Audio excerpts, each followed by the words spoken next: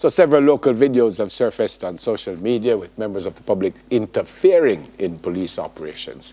So let's talk reasons and consequences with the Senior Superintendent, Steve McGregor.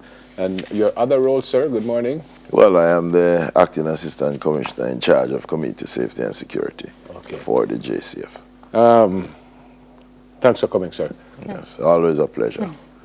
Anything wrong with me seeing a police operation and I take out my phone and start to video what is going on? Is anything wrong by law? Well, depending on your spacing, if you are not interfering with what he's doing, you can do that, because invariably you might don't know that you're doing it. But if you enter the space, meaning get in proximity of, and start to interfere, that is when you commit an offense. You use the word interfere, but yes. All I want first is if I just video, I see you, whatever you're doing, what whether I'm you're doing saying it right depends on where you are.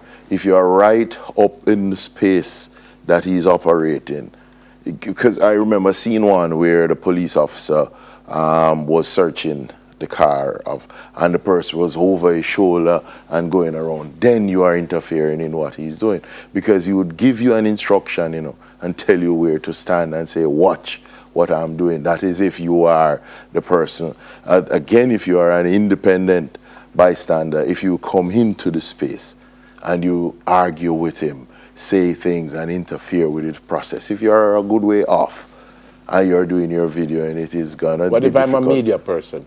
Can I be in the space? If you get in the space, and you should appreciate. So as a media person, I can't be in the space. No, unless he invites you there. What's happening on the screen now? ACP, let's talk about what's happening in this situation. Yeah. Well, this is clear that there is interference there. You see, the person that he has laid hold on, the others that are there, they are interfering. And he is also resisting arrest, because the police would have already told him at the inception why you are being apprehended and so on. So you ought to conform with the instructions given by the police officer. Wow. Does this happen a lot in your day-to-day? We're talking about this issue now. Well, this could not happen a lot, but it is But are you getting quite a lot frequent. of resistance from members of the public? Yes, and our commissioner is concerned right now, and we're talking about it. And a lot of people will say that the people don't respect the police anymore, but I would want to suggest that it is coming from fear before, you know, because previously it would be fear of what would happen. I would want to submit that, generally speaking, our society is not that receptive of the restriction that the police put in our regulatory fashion. For argument's sake, a policeman out on the road doing spot check, and he stops a citizen in his jacket and his tie and so on going to work.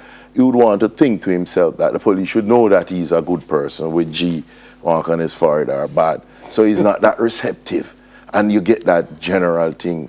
We are a little bit more receptive of the response of people now than we were before. And that is the reason why we would have gotten less confrontation. We're not going to change that, because we want to deal with our image, but we want to appeal to the citizenry that you ought to allow the police to do their job. If you are being apprehended, you have the right to allow you to go, and you are less altercation if you are more receptive, even if you feel that you are right. Sir. I remember seeing this one, and I wondered why would he pull his gun with so many people around him. Is that legal, by the way? Well, that in some part he could have dealt with it different, but it is because of what is happening around him. So he feels that his life is in danger, and that is where the use of force policy comes in. You know? If you, the police officer who is doing the apprehension, feels that what is happening is sufficient to put your life in danger, you're going to use as much force as is necessary. And the use of the firearm, albeit the last resort, is a part of the use of force policy. What about when it's the first resort? Because we've seen videos that have resurfaced. Everybody knows a report on left says people taking out their phones and showing. We've seen instances where cops get from 0 to 100 really quickly. There are times when they are wrong, and you must appreciate that they are human, and you know, it is a judgment call. That move from 1 to 10, it is a split decision. You don't have a lot of time, you know, because your life, you saw the one where the man went to cut off the policeman's head. He got him in his face region. He was riding on his bike. Yeah, that's the man. Yes, Yeah, and the man walked up across and just took out a machete, and you know, he was so lucky. I didn't see it. Yeah. You know, so you don't have a lot of time to move from one to the other. But we are also looking at bringing in, we have started doing this, bringing in our first response officers to make them more proficient in the use of the baton and the pepper spray, because these are also force that we can use, but there are steps before you reach to the firearm. Well, so we want to warn. With a young child, yes, where the police officer, female officer, took out her baton and had a woman against a wall, and the poor child was distressed with the Go officer back to the last one we saw, the one that I said, why would he pull his gun? Yeah. Why would he pull his gun? Why was he alone? Well, that again is also a part that we're looking at. I don't see, because he should have gotten support already. Yeah. And especially in the market area, in the business district, we have set up a quick response capability with bicycle patrols and bike patrols, because they can go through the different areas to reach to them. So you will find that in cases like these, you will see quicker response. Where the commissioner has already given instruction for us to do that. So when you get called, he gets support. Because when he gets support, it will help. Even though we're not seeing any support for this officer, which is unfair to the officer, isn't it?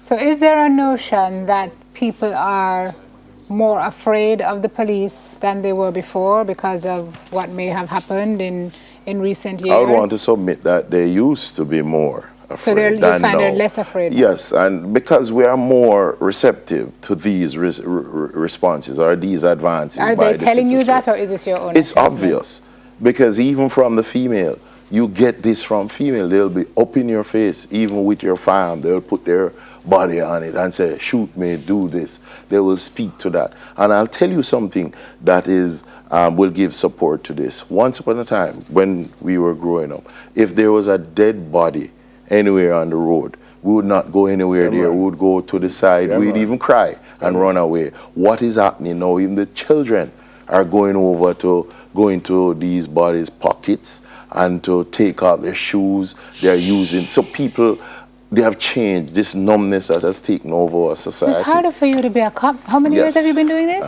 36 years. And how different is it? I mean, how much harder? Oh. It's got to be so much harder for you now. Yes, and how do you police in that kind of environment? Well, personally, I've grown, and the more you have more experience, I've worked in all the inner city area. So me as a person, I've known how to and grown and learn how to deal with this. But I know how challenging it is for our young police officers. That is the reason why we appeal to the public. Allow the police officers to do their work. Be more supportive of them. You'll notice every time that I speak, before I end, I always say, they should say something nice to a police officer when you see him on the beat. Let him feel that he is needed, you know, let him feel that you want him there. The way in which he will deal with the next person will change depending on how you approach him. Don't wait until when there's an issue for you to go to the police station to interact with the police. Pass through and do that like what he does and what he used to do. You know, I don't know if he does it anymore. But it helps. There at the police you know what I mean? Don't worry about that. Yeah, we have been friends for a while now. I know. Good to see you, sir. Yes. Thanks for coming. Acting Assistant Commissioner of Police for the Community Safety and Security Branch at the JCF, Senior Superintendent Steve McGregor. So what he was doing at the police station? And so often? I need help. Yeah, man, check that out. If I have a football club that he runs, and if he needs police support, it is good to have a police officer as a friend. Yes, I agree. Because it is, you know, when call 119 if you have a problem, you call your friend. Speed that. And the response will be greater. Help. I'm in trouble again. No problem. I'm going to say, senior, so this woman give me a hard time. Come here. Which woman? Look here, no man.